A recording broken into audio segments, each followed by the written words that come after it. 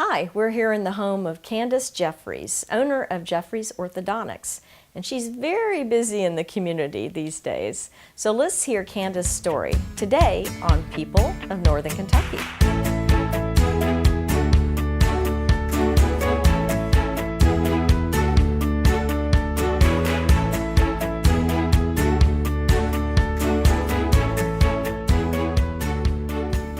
Well, hi Candyse, welcome to People of Northern Kentucky. Thank you.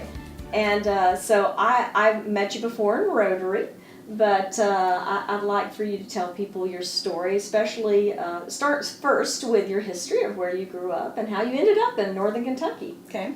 I was born and raised in Louisville, Kentucky. Most people don't know how to pronounce that, but that's how you do it when you're from there. And went to dental school, University of Louisville, and orthodontic school, University of Louisville. Thanks to my brother, actually. My brother is 9 years my senior in age and 10 years my senior in orthodontics. And it's really kind of a fun story because I had gone to college at UK undergrad, and he had, I don't know, just kind of struggling a little bit, wanted to go pre-med, and that was so difficult, not necessarily because of the schoolwork, but because of the people. It was really kind of cutthroat. So I came home for a semester, and he's already an orthodontist, and I started working for him. And I don't know, one day I said to him, you know what, I do all the work, and you get all the glory. And he said, well, you know what, if you don't like it, go to dental school. And so I went, fine, I think I will.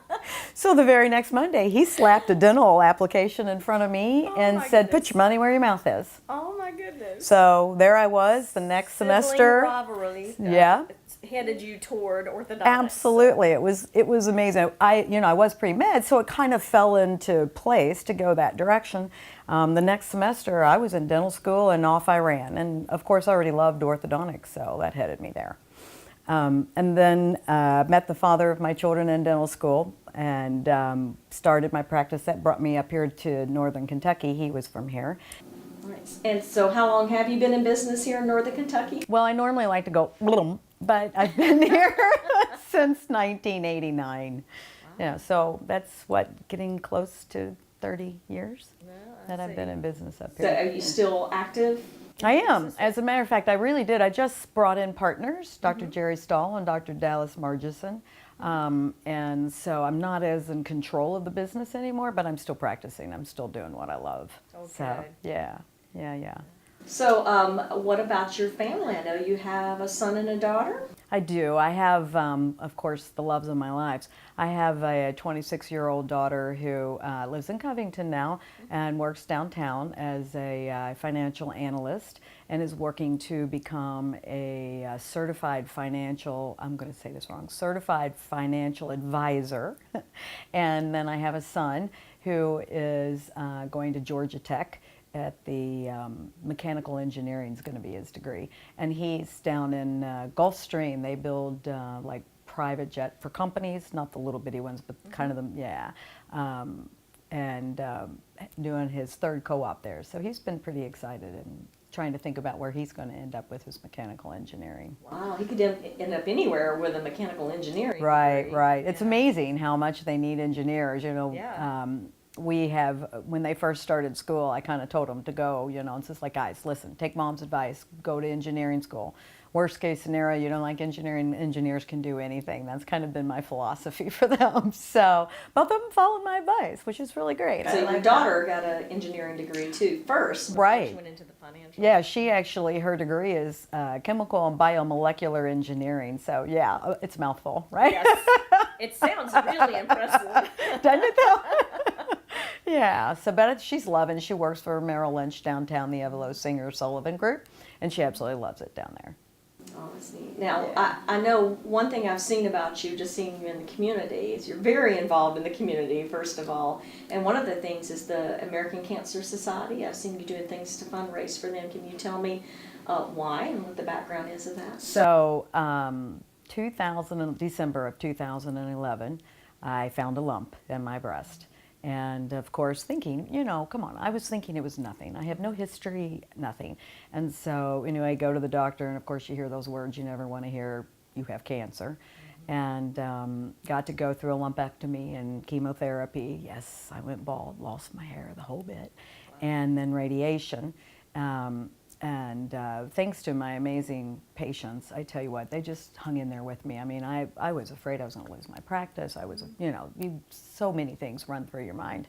But anyway, having gone through that and having found out what it's really like to go through chemo in particular, it was like, oh, we need to do something about this. So it became a little bit closer to my heart than I ever really wanted it to. I bet. I also had my mom died of really colon cancers or the effects thereof, and so that made it even stronger. So I kind of like to plan parties. Those that know me well know that I like to throw parties. Yes. So I figured, okay, let's put those two things together. And so now I'm the chairman for the American Cancer Society's Striders Ball, the fundraiser here in Northern Kentucky. And we call it Hats Off to a Cure. I love hats. Being from Louisville, I suppose, derby hats. Well, yeah, that makes sense. Yeah, I've been trying to get everybody to wear top hats to the gala. I've not quite succeeded with that, but I'm really trying. I wear mine every year. Yes. Yeah. So yeah, I've been really excited about that. I have a fabulous committee that helps me with it. Diane Kidd, an interior decorator in this area. She's amazing. She did my house, as a matter of fact. So, Oh, and you have a beautiful house. Thank you. Yeah, She's and a great friend of mine. She's my co-chair. My daughter Katie, she's oh gosh, I don't even know what to call her, but she's the one that keeps us on point. Oh. She's the one that she takes all the notes and everything, and she's the one that'll be saying, "Okay, Mom, move on." Move on, Mom. So she calls it herding cats. She's like, Oh, there you go. it's a lot like herding cats. But with her and a ton of other amazing women and men on the committee, including my fiance, which we really didn't talk about, but we'll talk about him. Yeah. On my committee, we have a great fundraiser, a lot of fun. That's neat. Now tell me more about the Striders Ball, though. When did it start, and how much money do y'all usually raise? So the Striders Ball is about 22 years old. Wow. They've been doing it for a long time. I actually started with it on its 20th anniversary, which would have been 2 years ago, so that would have been in 15. Before me, I know it's had its ebbs and flows, but the year before me they raised about $40,000 for the American Cancer Society. In 2015 we raised $90,000. I know, I'm so Wow. excited. I know. And last year we raised $120,000, and this year we're goodness. shooting for $150,000. So, you know, that's a big goal. We're really working hard toward it. We're really looking for people to help us out, whether they can come to the gala or just donate, you know, to the gala would be fabulous. So yeah, we've got our sights set high. I always tell people, shoot for the stars, and if you land on the moon, you know, then you're going to feel great. So Well, that's worked for you because y'all done so well. we've done Raised well. money. We have, and it's a black tie affair. It's on Saturday, November the 18th. We have all kinds of course, silent auction things. We call it black tie optional because, you know, sometimes those men don't really want to wear tuxes. So black tie optional. Certainly wear your top hats if you want to. I'm even Since you're a hat making, person. exactly, and I'm even making top hats, decorated top hats, Oh. sort of like the derby hats. Yeah. So I'm hoping to get people to be more interested in wearing them. We have like games to play. We have bubbles and bobbles. That's Kendra Scott jewelry. I have it on. Oh. And she will donate, or they will donate, several boxes of jewelry, and for a particular fee they will get a glass of champagne and a box that has jewelry that's valued at least $50.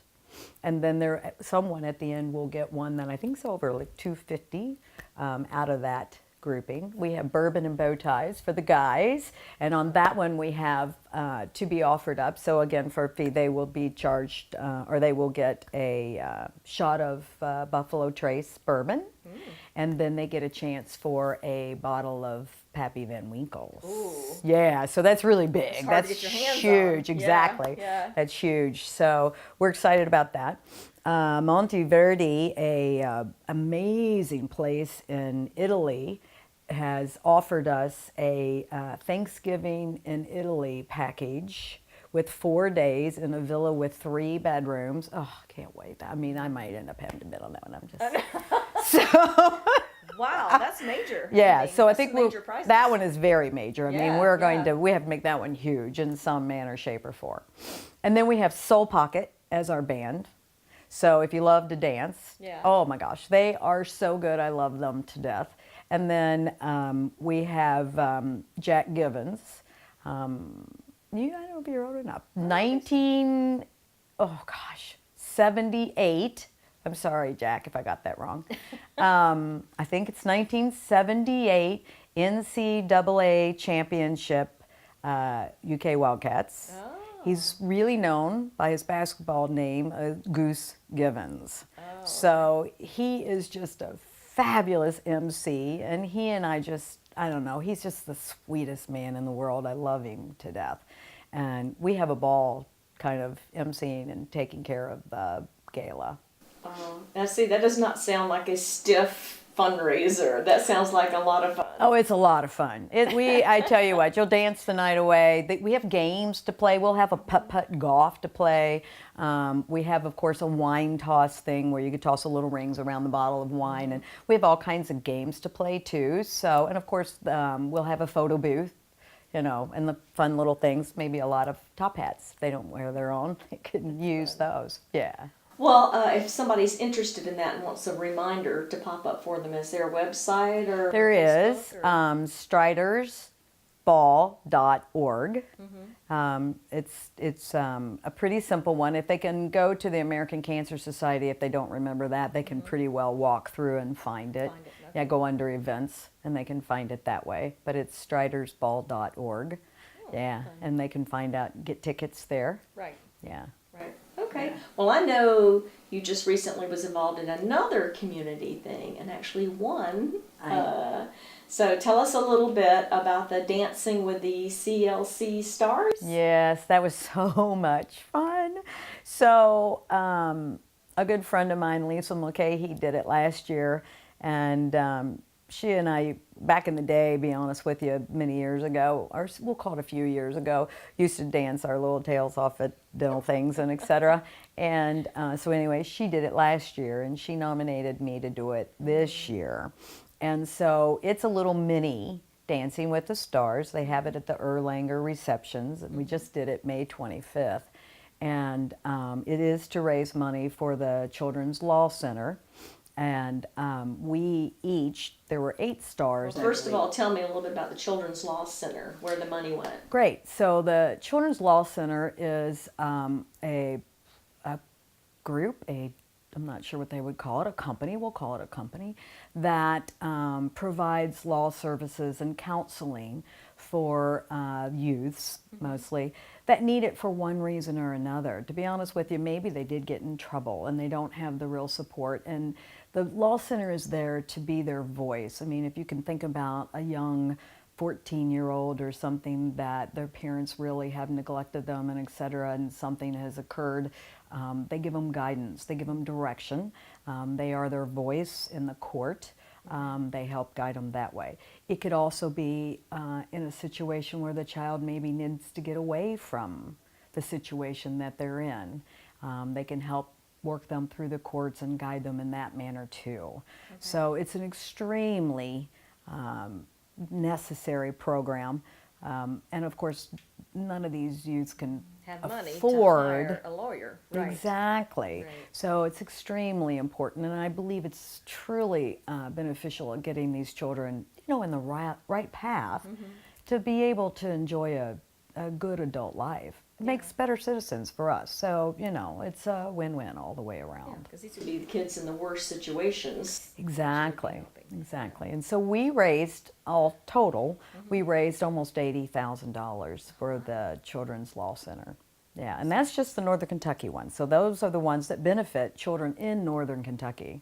Cincinnati has its own. Okay. Yeah. All right. Yeah. So now tell us a little bit about the competition and what it took. So, fun, mostly.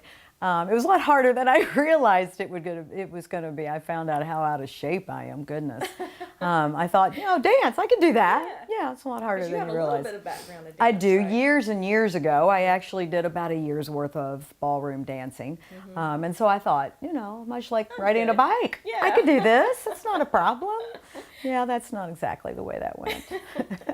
So the Arthur Murray Dance Studio in Montgomery donated dance lessons to the cause, and they put the whole thing on. And you go up there and you take your dance lessons, and you pick out what you want to do, and they're very good at doing the choreography for it. And there were about 8 of us, all really cute performances. If they want to see it, they can go to I think it's called Under Performances, Children's Law Center, Dancing with the Stars 2000 on YouTube. So we can go watch. You can go watch it, and all of them are really great. They're just really fun and exciting. I'm not going to lie, I probably put a little more energy into it than the others. I think it's the only reason that I had a little more skill. I kind of cheated a little. I got more lessons. You sound a little competitive. So, maybe just a little competitive, maybe. And then I really loved it. I fell in love with it. So actually now, even though it's over, I am sticking with it. I'm still dancing, again, up there with the Arthur Murray on Montgomery Road, and going to do a little competitive dancing. Albeit, it's in the newcomer category, so I don't have to do. Start somewhere. That's right. That's right. So it was a lot of fun, and it was in Erlanger. The thing was, and it was just so much fun. If people haven't been there, they should go next year. Even if you don't know anybody, find somebody you want to root for, and just go and have a good time. It's a lot of fun. And you raise money because you're voting with your money too, like you pledge. Exactly. Every dollar is a vote. And we kind of, as the dancer, we kind of tell them we promise to raise about $10,000. And they can be sponsors, or they can just literally, if they can't come or whatever, they can just literally go online and vote. And each vote is $1. So, if you want to give $10, if you want to give $3,000, we can accommodate that. Yeah, it was a great time. So anyhow, you did it, and then you won for fundraising and for skill, right? It's called Grand Champion. And so Grand Champion, they give away 3 different categories. One is the highest money raiser. One is for skill, and then one is the one that's a combination of the most money raised and for dancing skills. So I won the one for the most money and the dancing skills. Nice. Yeah, it was way fun. It was so exciting. Sounds great. Yeah, I tell you, it's so funny. I did not realize, and I guess maybe it's the competition in me or the competitiveness, I was so excited to win that award. I kept telling everybody beforehand, it's no big deal. I'm just doing it. It's really for the money to raise for the children. Just helping the children. That's right. It's for the children. And then when I won, I nearly cried. I was so excited. It's like, okay, maybe I was kind of into this. Maybe it's a little more. Yeah. Well, that's fun. That sounds like fun. So, is there anything else that you enjoy doing besides the competitiveness of dancing there and helping throw the parties for American Cancer Society? Well, I'm also on the board for the Children's Advocacy Center of Northern Kentucky. I'm the vice president of the Northern Kentucky Children's Advocacy Center. And again, this is a voice for the children. This is nearly a break your heart kind of situation. They are located up by St. Elizabeth's on Turfway, and they have a beautiful little building, almost feels like a home. And so when these young people come in, they feel like they're walking into a living room. It's a very comfortable setting. Children's advocacy is a little bit different from children's law. The children's law is the legal side of things.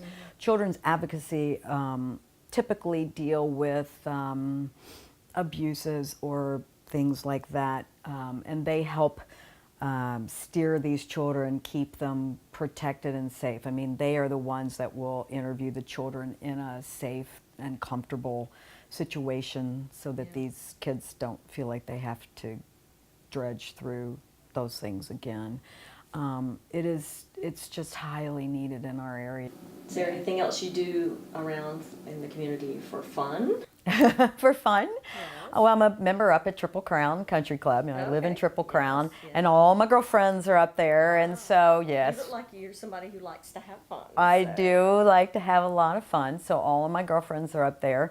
And we have, more so I think in the winter than really in the summer, we used to have our Thursday night committee meeting, executive committee meeting is what we would call it. And we solve all the world's problems Oh, okay. when we're up there. Yeah. And so, so we do that from time to time. I have a great group of girlfriends.